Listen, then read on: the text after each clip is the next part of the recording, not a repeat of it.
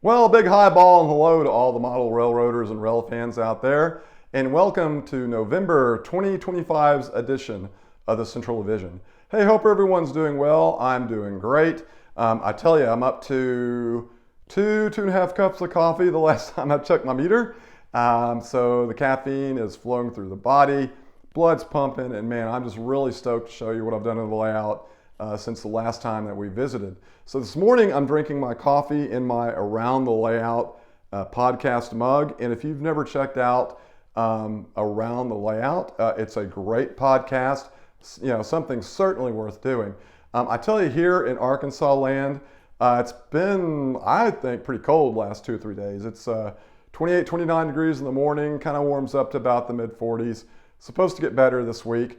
Now, I know that a lot of you in the United States, in the northern parts especially, other parts of the world was really cold, are probably chuckling a little bit saying, come on, Joe, man, that's like spring weather, it's like, that's nothing. But hey, for Arkansas, 28, 29 degrees is a little cold, especially when you have those 20, 30 mile an hour gusts kind of cutting through there. It kind of gets a little bit nippy. So, but it's just another excuse to stay in and work on the layout. That's exactly what I've been doing.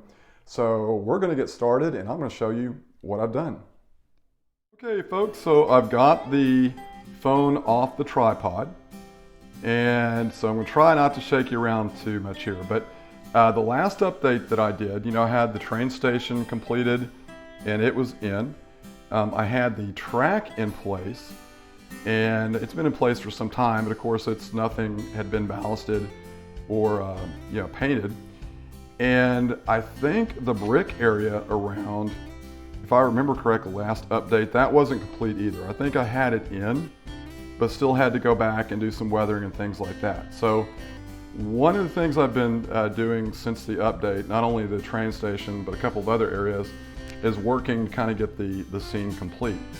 So for the track, my go-to is the Scenic Express Natural Ballast.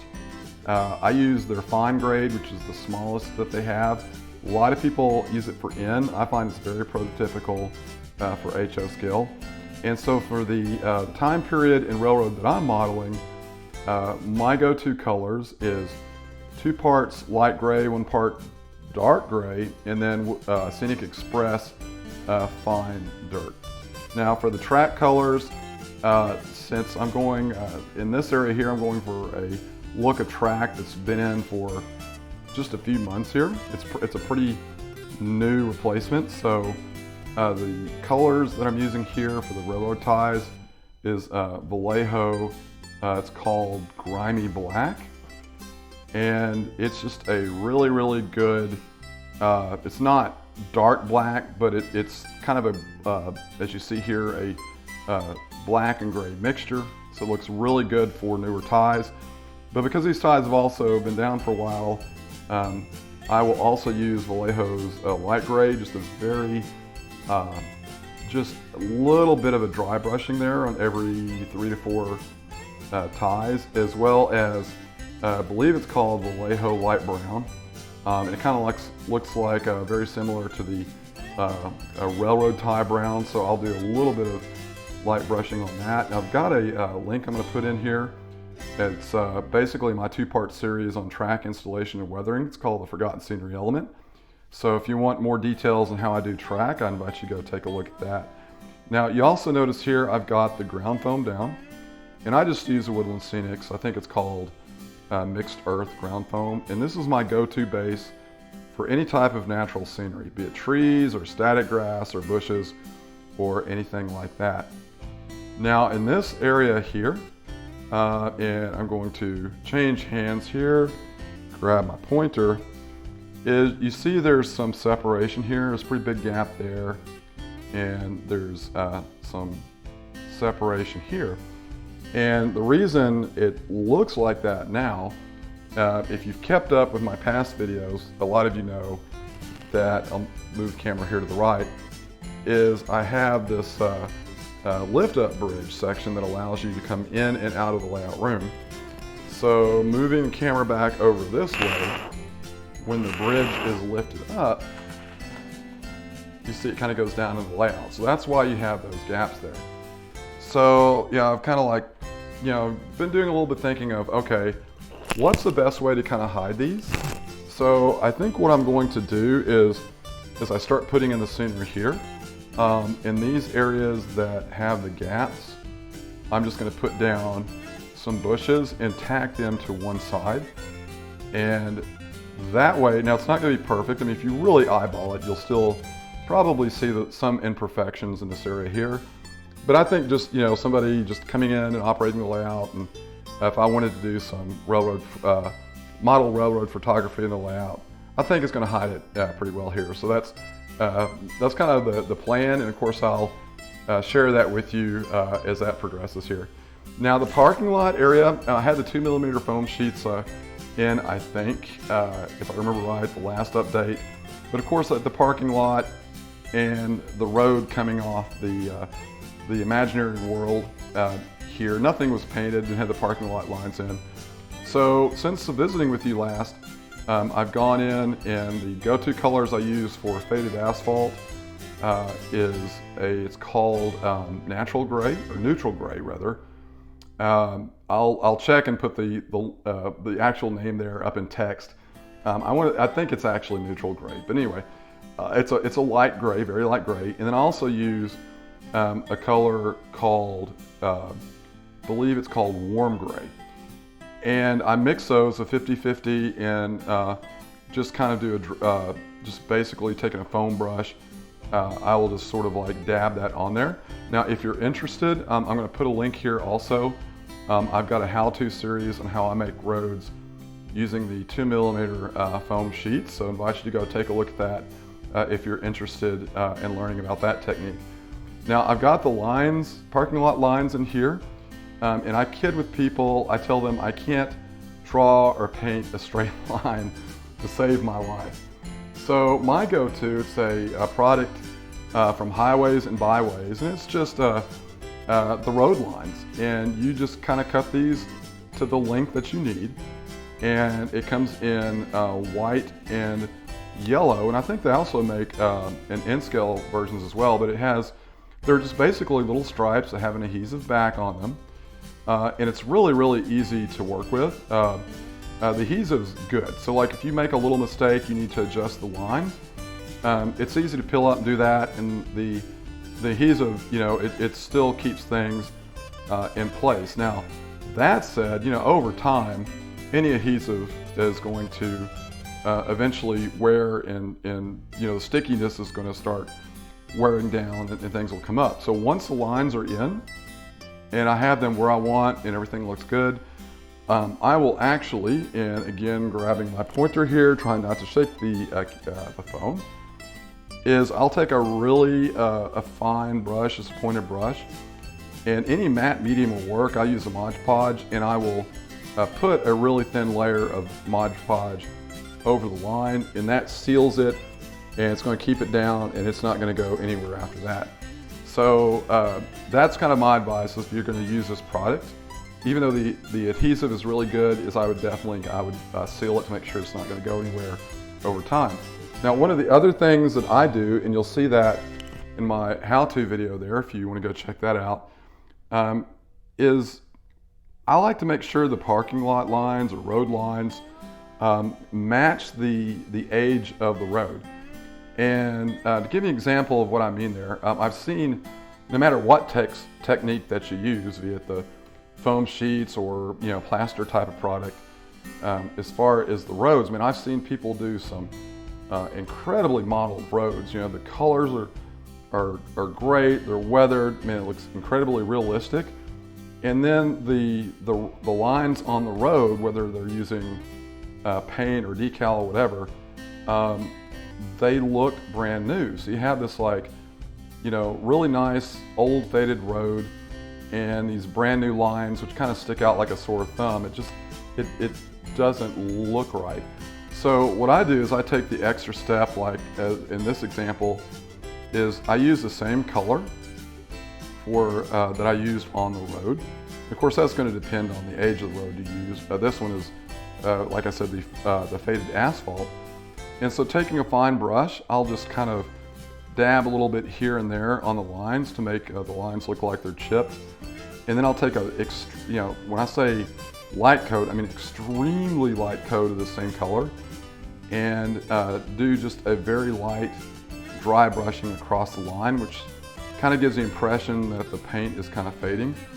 So I still got to do some work in this parking lot. I've still got to go back and do some more fading and weathering with the weathering powders, but once that's done, including the lines here, everything is going to blend in well, and I think it's going to look really good. Now I'm moving the camera over to the left here. Another area that I've been working on to get completed is what will eventually be a hill area here. And being Fort Smith, Arkansas, Fort Smith is extremely flat. So even, the hills are more like a bump. So I didn't want to go with like these gargantuan mountains or anything here. That wouldn't look realistic. So, but the reason I'm putting these in is back along this section here. This is what I call semi-hidden staging. And you see it goes up along the wall behind the train station here. So once the hills are in this area here, and then I'll have a little bit of, I'm not even sure if you can call it a hill, I'll call it like a land bump for a lack of any better ID there. And then of course I'll have sort of the same thing as area, sort of a very kind of a more of a land bump or very kind of low cut hill. And then what I'll do is I'm going to put like, the trees and the bushes and things like that on top of these areas. And so what it'll do is it's going to hide the staging back here, as well as in the main line, it's going to make it look like it's disappearing somewhere into the world there. So for the look that I'm going for here is moving to the right. You see the Arkansas River Bridge, and by the way, this is a very condensed version of the Arkansas River crossing. The actual crossing is, I think, roughly about a mile. But you have the Fort Smith side of the layout here. Trains come over, cross over into Van Buren, Arkansas, and then as far as the main line, kind of disappear in this area here. And of course, the staging for the most part is going to be hidden. There might be some areas that you can see through the trees. That's why I call it semi-hidden staging. And that's as well as one of the reasons I'm still painting and weathering the track, and we'll install ballast just in case you have some areas that you can actually see from this side of the layout. But that's kind of the plan on that.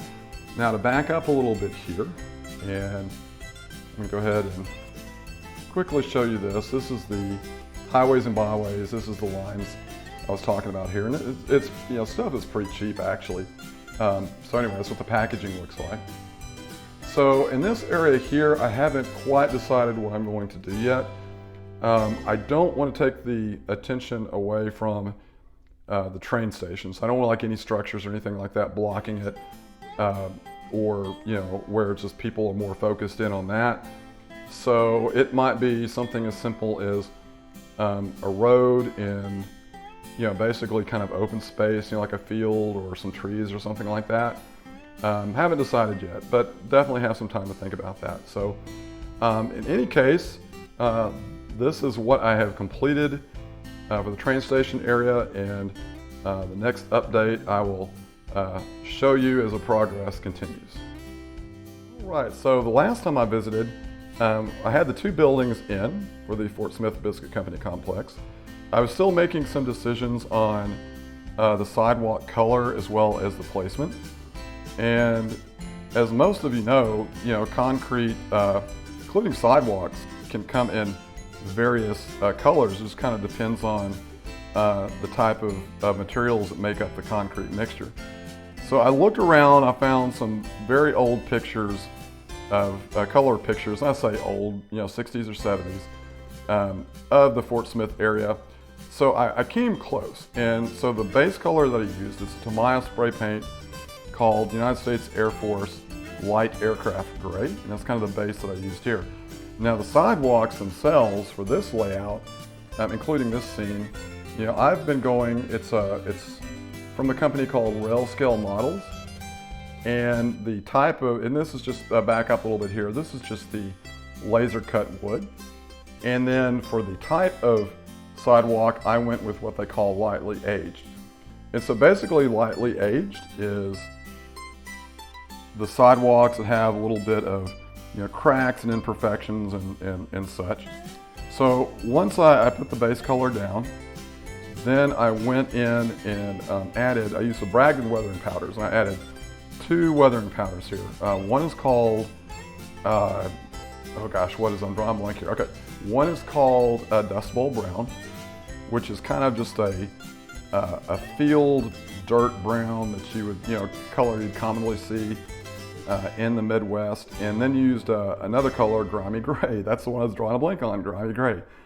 But I found that, boy, I tell you, especially with a light gray base, weathering powders go a long way. So this is this took it 3 attempts, because the first 2 times I didn't like the look. I thought the weathering powders I'd put down too much. So for this, I did a very light coats of weathering powder. Then I took, I wouldn't even call it a damp cloth. I'd say a semi-dry cloth, and gently wiped along the top of the sidewalk here, and then sealed it. So it gave it enough age and sort of, you know, staining and sort of a look of, you know, sidewalk that had been used for a few years at least.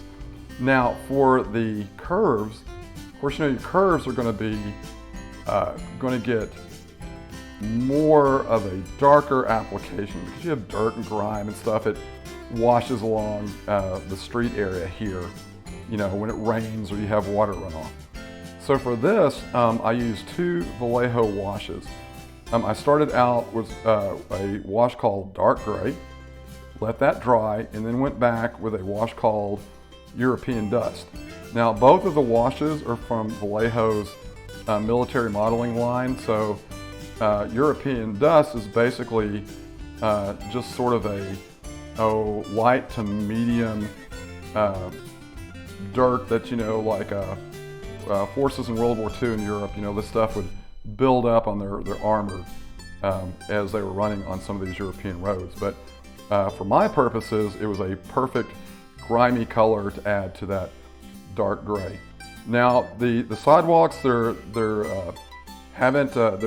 is not going to be their permanent location. I'm basically still kind of experimenting here and kind of get an idea of the final look that I want to go for.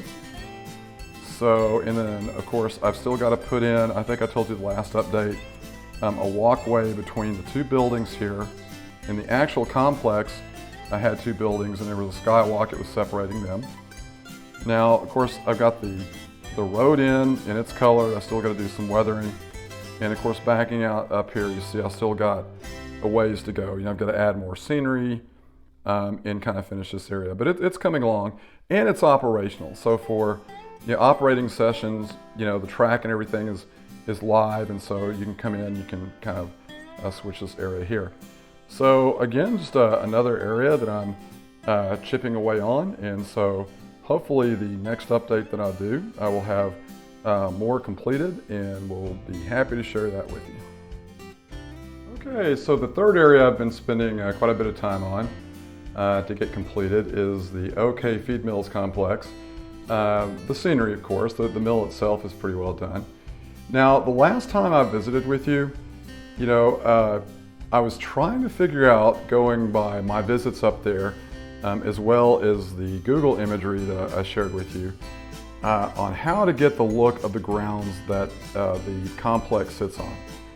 And just from observation, and I guess you'd call it a pretty good guess, is it looks like originally everything was built on top of asphalt, and then over the years, you know, where you had areas where the asphalt started to crumble. I mean, you get a lot of truck traffic in there. You can imagine the damage that causes. But anyway, the damage areas, they would just throw in random gravel to kind of patch it up. And then you have just years and years and years of dirt and dust that's coming off of these grain trucks that are kind of coming in and out. So it's kind of a hodgepodge of just all kind of material here. So what I ended up doing, the technique that I used, and I think I came pretty close, and kind of moving the camera out just a bit here. This was kind of the first area that I tried this on, kind of my experimental area. So what I ended up doing is moving the camera to the left here. After I've got the asphalt road in, of course, again, my go-to, the 2mm foam sheet in the 2 gray colors as I described earlier. But basically what I did here is once that was in and dry, is I just took a thin coat of Mod Podge, really any white glue would work, put that a thin layer down full strength, and just took that dirt and ballast mixture and just randomly put it down everywhere here. So when that was in, then I took a spray bottle with just a couple of drops of dish soap, and that's basically the same thing as you do for ballasting. It's just a mix to break that surface tension. So I sprayed that all over the area that I'd put in the ballast dirt mixture. Then went back and sort of my go-to mixture for ballast and something like this is just basically a 50-50 water white glue mixture, and then put that down in there. So once everything was in and completely dried, the way it came out looking is you have areas where some of that mixture was kind of washed away a little bit. So you have some of the asphalt showing through. You have some areas that, a little bit more dirt and gravel, and a little bit more gravel and dirt. And so the overall look came out very close to what I wanted to go for. I think I'm happy with this. So moving the camera over here to the left, so I've got that dirt ballast mixture in here, but I still have to go back and, I've got to move this complex, and then go back and spray down that water dish soap mixture, and then put down the water glue mixture, and then call it done, at least for the base part.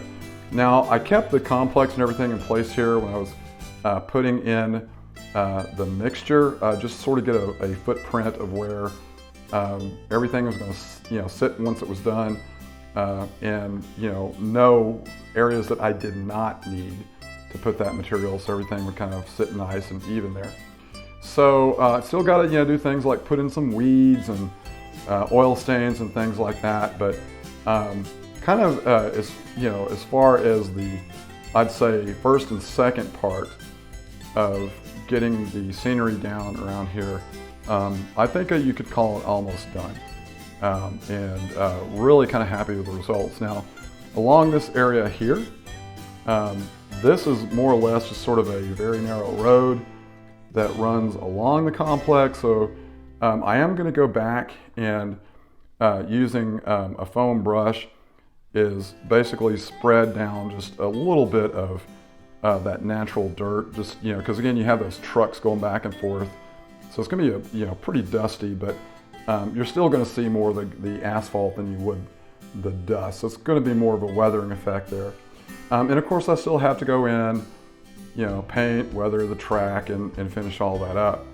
But it's definitely getting close. So kind of hopefully the next update is I'll have more of the scenery complete, and hopefully even have some of the, if not all the track work done, and I think we'll be good here. But of course, we'll be sharing the progress as we move along here. Well, I appreciate you stopping by. It's always a pleasure to show you what I've done on the layout. And if you're not a subscriber to the channel and you like what you see, I certainly invite you to subscribe and check out some of my other videos I have out there. Not only layout updates, but I've also got some really good how-to videos out there. And for my current subscribers, as I do with every episode, again, a big thank you for subscribing. I truly mean this. You're the ones that kind of help keep me moving forward, keep me motivated. So a big thank you for that. And hey, if you have any questions or comments, either railroad or model railroad related, put them down there. I read all the comments and questions. I'm really good about getting back with you, just as quick as I can on that.